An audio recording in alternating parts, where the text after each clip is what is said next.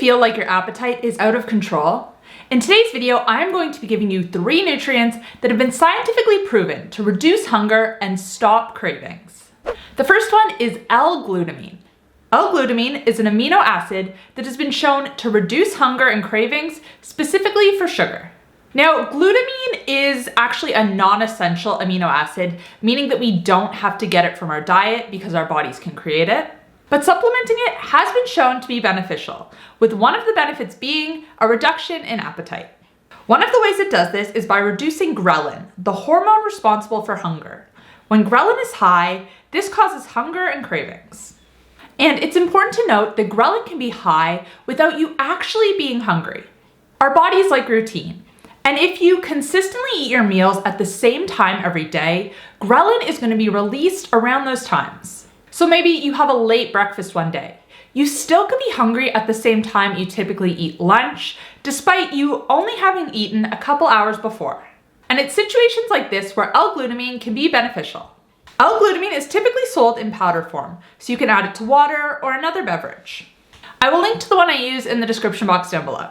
And like I said before, you can target it when cravings hit, or other people just like to use it daily regardless. Usually between 2 to 5 grams a dose is adequate.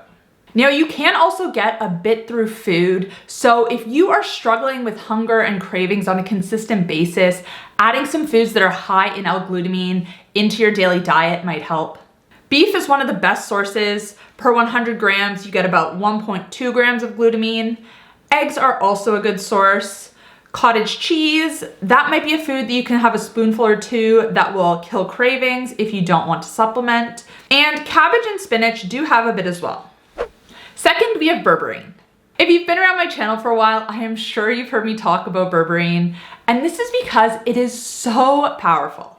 A lot of the times when we feel like our appetites are all over the place, this is because our blood sugar is out of balance. And berberine can help with this.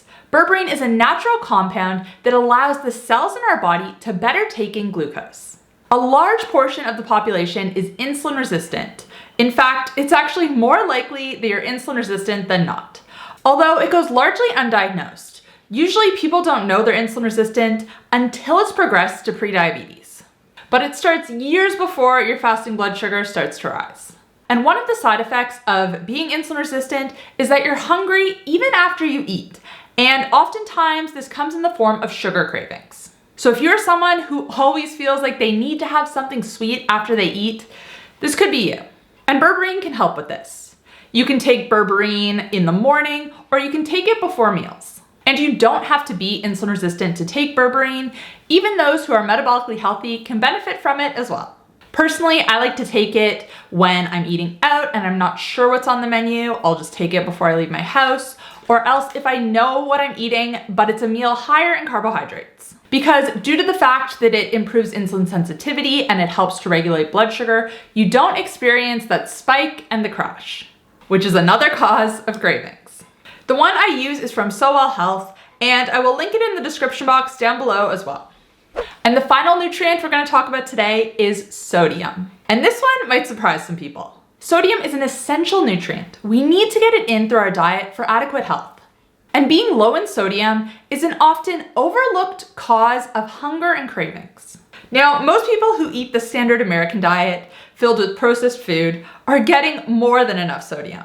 And for these people, low sodium isn't their issue. But for anyone who has switched to eating a whole food diet, and especially if that whole food diet is lower in carbohydrates, then it's likely that you're not getting enough sodium unless you're already supplementing. And I want to be clear that sodium is not the cause of hypertension. We shouldn't be fearing salt. Hypertension is actually strongly associated with insulin resistance. Most cases of hypertension are actually a symptom of insulin resistance. And when insulin resistance starts to improve, blood pressure starts to come down, independent of how much salt you're consuming. If you consume too much salt, your body simply excretes the excess. But if you don't consume enough, then your body has to go into overdrive to reabsorb what's already in your system. Most people need between 3,000 to 5,000 milligrams of sodium for optimal health. And that number increases to 5,000 to 7,000 milligrams of sodium if you're exercising, because if this is you, then you lose a lot through sweat. But back to cravings. we can experience cravings for salt when our sodium levels are low. And these cravings turn off when our needs are met. Now, one of the easiest ways to get more sodium into your routine so that you avoid these cravings altogether is with a high quality supplement. I really like the ones from Sodi. Their everyday hydration salts are formulated to have the perfect balance of sodium, potassium, and magnesium for everyday use. I add Sodi to all of the water I drink. Because when you drink plain water, you're basically diluting the electrolyte concentration in your blood, which causes you to urinate more frequently because your body is trying to balance out the ratio.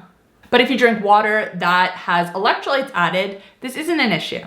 But the problem is that a lot of generic electrolyte supplements on the market, they're loaded with sugar, they're loaded with artificial sweeteners if they don't have sugar, or sometimes even if they do, they often have fillers, but this isn't the case with Sodi.